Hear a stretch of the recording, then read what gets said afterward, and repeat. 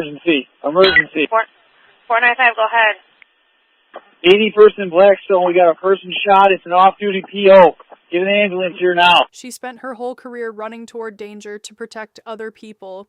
The one night danger came to her. It came to her own driveway. Officer Areanah Preston made it through every shift, every patrol, every dangerous call. And then 4 teenagers ended her life over something so small, so stupid, it almost doesn't feel real. This is not a story about random violence. This is a story about a chain of decisions, each one worse than the last, that ended at the front door of a 24-year-old woman who had done nothing wrong except come home. Before we get into that night, you need to know who Areanah Preston actually was, because the headlines called her a fallen officer, the news called her a victim, and while both of those things are true, neither one is enough. Let me tell you something. Ariana was born and raised in Chicago, the same city she would later strap on a badge to protect. She was sharp, focused, and she knew exactly what she wanted to do with her life. And she went and did it. She graduated from Illinois State University, joined the Chicago Police Department, and was assigned to the 5th District on the South Side, one of the most challenging areas in the entire city. But here's what makes her story different. She wasn't just showing up, clocking in, and going home. While working full shifts as a patrol officer, she was also enrolled at Loyola University School of Law, earning her master's degree. She had her sights set on federal law enforcement, against the FBI. She wanted to work cases that could change systems, save lives on a larger scale, and she was mentoring at-risk youth on top of all of that. 24 years old, full-time officer, graduate student, mentor, daughter, sister. Her mother, Dion Hoon, described her as someone who wanted to give back to the neighborhood she loved. She said she didn't have to become a police officer. She chose this because she wanted to give back. She wanted to protect people. She wanted to make a difference. And she did. For 2.5 years, Ariana Preston showed up. She protected strangers. She served her city. 2.5 years into a career that was supposed to last a lifetime. Now, let's talk about the night everything fell apart. Because this story doesn't start with Ariana, it starts with a phone call. Around midnight, an 18-year-old named Jaquan Buchanan got a call from his girlfriend. She wanted monies for a barbecue, $20 for a barbecue, make it make sense. Instead of telling her to wait, instead of figuring it out like a grown person, Jaquan Buchanan decided the move was to go take it from somebody. He called up 3 others, Travell Breland, 19, Joseph Brooks, 19, and Jalen Frazier, 16 years old, 4 of them, all dressed in black, all masked up, all armed. They climbed into a stolen Dodge Avenger and pulled out into Chicago's South Side like they owned every block. Moving on, the first person they hit was a woman walking alone near East 46th Street. They pulled up, 2 jumped out, guns drawn, took her purse, her phone, her wallet, her keys. She handed everything over. She had no choice. And just like that, they were gone. But they didn't stop. For the next hour, they kept going. Same pattern every single time. Cruise the block, spot someone alone, pull up fast, jump out, guns up, take everything, disappear, then do it again. Each time it worked, they got bolder. Each time nobody fought back, they got more reckless. By 1:30 in the morning, they had hit multiple victims across the South Side. Cash, phones, jewelry, stolen property, piling up in the back seat of a stolen car. And they still weren't done. Oh, so now, here's the part prosecutors would later reveal. These 4 weren't just wilding out in the moment. They had discussed destroying evidence before the night was over. Talked about ditching the car, burning it like they planned this. This was not impulse. This was not desperation. This was calculation. And their next target was already coming into view. By 1:40 in the morning, the stolen Avenger was rolling through Avalon Park, a quiet residential neighborhood, tree-lined streets, single-family homes, the kind of block where people feel safe enough to park in their own driveways. They were still looking, still hunting. And then they saw her, a woman alone, pulling into a driveway near Blackstone Avenue and 81st Street, getting out of her car by herself in the dark. They didn't know she was a police officer. They didn't know she had just spent hours protecting the very streets they were terrorizing. All they saw was an opportunity. The Avenger slowed, the engine idled. Joseph Brooks and at least one other prepared to move. This was supposed to be just another robbery. But Areanah Preston was not just another victim. She had just come off a grueling overnight shift. She was exhausted, but she was trained. 2.5 years on, the force had sharpened her instincts, and something told her something was wrong. Maybe it was the sound of the engine. Maybe it was the car sitting too still at the curb. Whatever it was, her body went on alert. The doors of the Avenger swung open. 2 masked figures stepped out, guns already drawn. Moving fast, aggressive, confident, the same way they had moved on every other victim that night, except this time, the victim reached back. Ariana drew her service weapon, and in that single moment, everything escalated. Surveillance footage from nearby homes, later reviewed by investigators, captured what happened next. Muzzle flashes, multiple shots from both sides. She fought back, but she was outnumbered, caught off guard, facing multiple armed attackers who had already decided they were willing to kill. Joseph Brooks pulled the trigger twice. 1 bullet struck Ariana in the face. The second hit her neck. She collapsed in her own driveway, steps from her front door, bleeding out on the pavement of the neighborhood she had sworn to protect. The 2 men didn't pause, didn't hesitate. They grabbed her service weapon, the gun she carried every single day to protect other people, and ran back to the car. Within seconds, the Avenger was gone. 5 minutes later, a Chicago officer responding to a nearby call stumbled onto the scene. He found Ariana down, unresponsive, bleeding heavily. Paramedics rushed her to the University of Chicago Medical Center. Doctors fought to save her, but the wounds were too catastrophic. At 2:15 in the morning, Areanah Preston, 24 years old, police officer, law student, mentor, daughter, sister, was pronounced dead, and somewhere in the city, 4 teenagers were speeding through the streets in a stolen car, carrying a murdered officer's weapon, already thinking about their next move.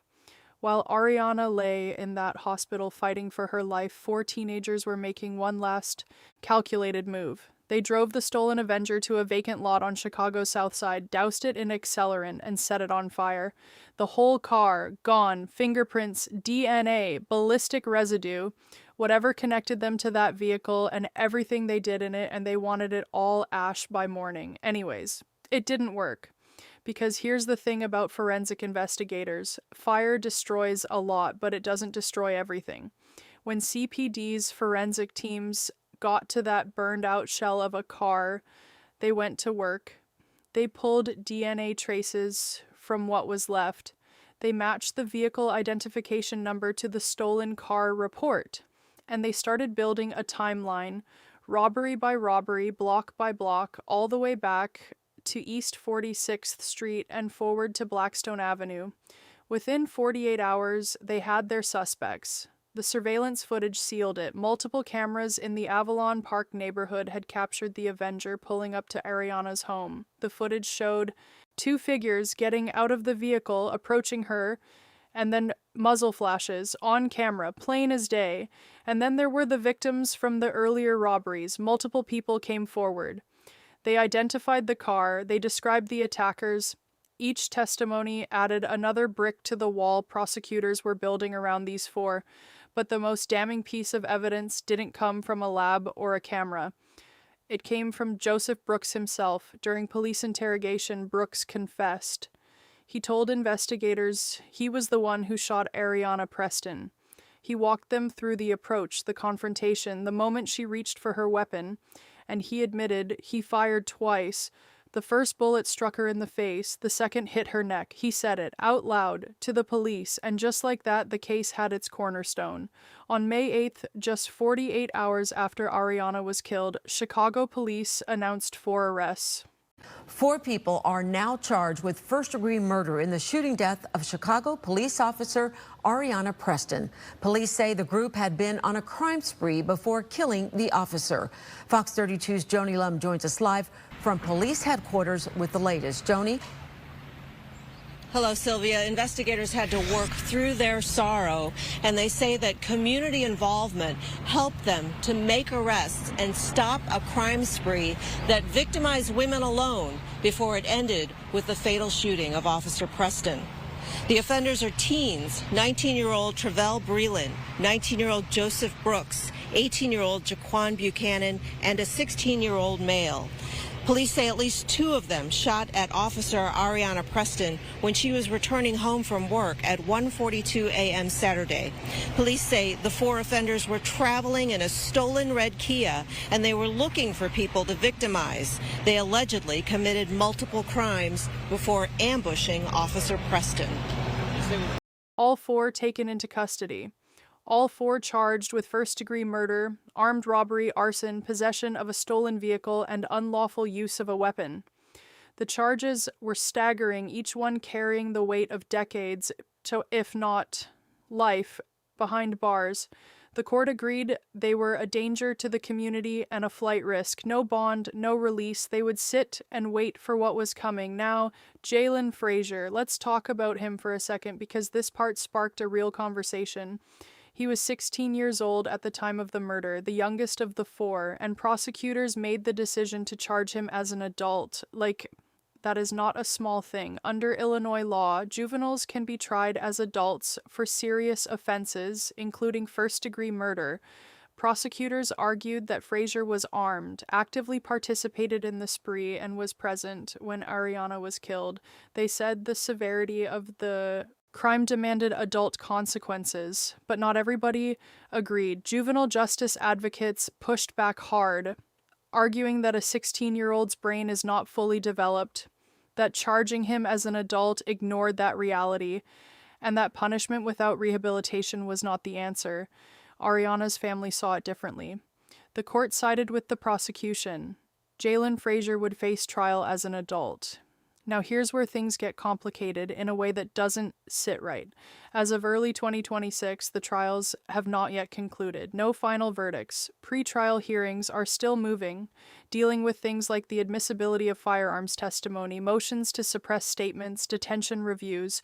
The wheels of justice are turning, just slowly.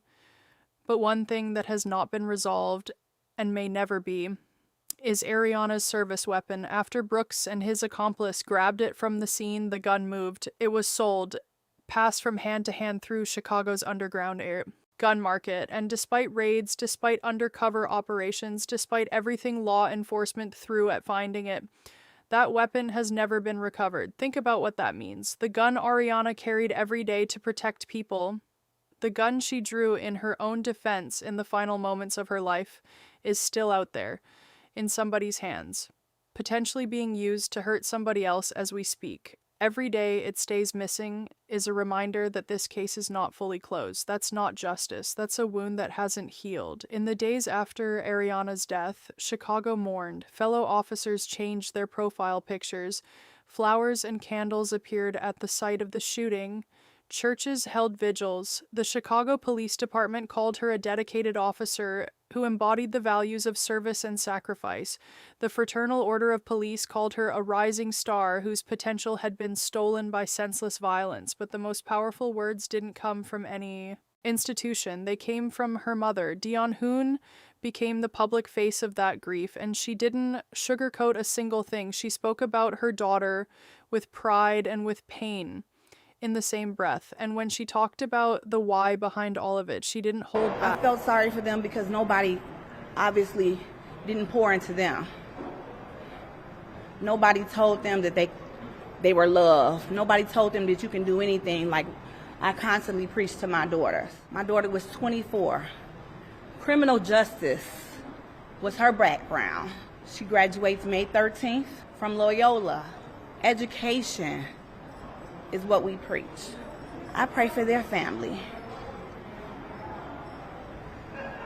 I really, really do. I pray for their family. Anytime you can shoot somebody and say, that was my work, what kind of human would say that about another human being? We're gonna get through this. Ariana will get justice. You guys are gonna be seeing a lot of me. A whole lot of me. Because I'm a praying mama, and I had a beautiful daughter that I know deserves justice. She's supposed to be in the courtroom. Well, here I am. I'm in the courtroom for her. She said They took her from us for nothing, for barbecue, for $20. How do you make sense of that? You can't. There is no making sense of it. And Dion knew that, but she also made a decision in the middle of all that pain that she would not let Ariana's death be the end of her story, and she meant it. Loyola University School of Law posthumously awarded Ariana the master's degree she had been working toward.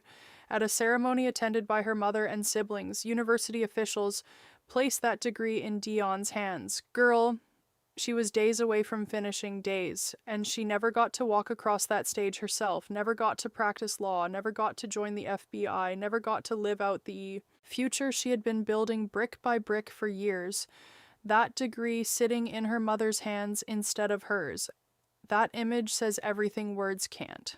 But hey, Ariana's people made sure her name would mean something beyond the tragedy. The Preston for Peace Foundation was established in her honor, focused on mentoring at-risk youth, violence interruption, and community outreach. The exact work Ariana herself had been doing while she was alive. Loyola created a scholarship in her name for students pursuing careers in public service and criminal justice. Local organizations launched programs around conflict resolution, education, and employment, all things Ariana believed in. They didn't build a memorial to her death. They built a continuation of her life. And that, I said what I said, is the most fitting tribute a person like Areanah Preston could ever receive. Because here is what this story is really about. It is not just about one terrible night in Chicago.